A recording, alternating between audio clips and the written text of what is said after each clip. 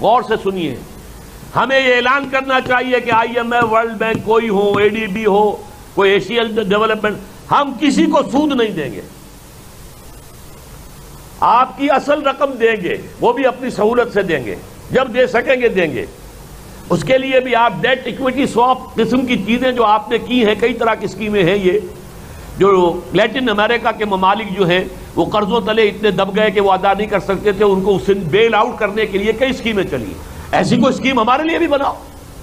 اور ایک سیدھی سی اسکیم یہ ہے کہ ہم آپ کا قرضہ جو ہے پاکستانی کرنسی میں ادا کریں گے، آپ ہمارے ملک میں انویسٹ کر دیجئے، نفع جو ہو وہ آپ ڈالر کی شکل میں لے جائیں، لیکن ہم آپ کو نہیں دے سکتے قرضے واپس. دیں گے تو آرام سے دیں گے جب بھی ہوگا. قرآن مجید نے ہمیں یہی کہا ہے فَنَظِرَةٌ إِلَىٰ مَيْسَرَةٍ، اگر وہ مقروض جو ہے وہ کوئی سخت حالات کے اندر ہے تو اسے مہلت ملنی چاہیے، یہ نہیں کہ سر پر سوار ہو جائے قرض خواہ. اور یہ بات اگر کوئی کہے کہ صاحب یہ کیسے ہو سکتا ہے، ہم نے جب قرض لیا تھا تو بائی لیٹرل ایگریمنٹ تھا، دو طرفہ معاہدہ تھا، ہم نے سود دینا تھا، طے کیا تھا، اب یونیلیٹرلی ہم کیسے بیک آؤٹ کر سکتے ہیں؟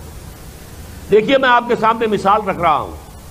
ہمارا دو طرفہ معاہدہ ہوا امریکہ سے F-16 جو جہاز تھے ان کی سیل کا، ہم سے پیسے بھی لے لیے، جہاز نہیں دیے. کیوں؟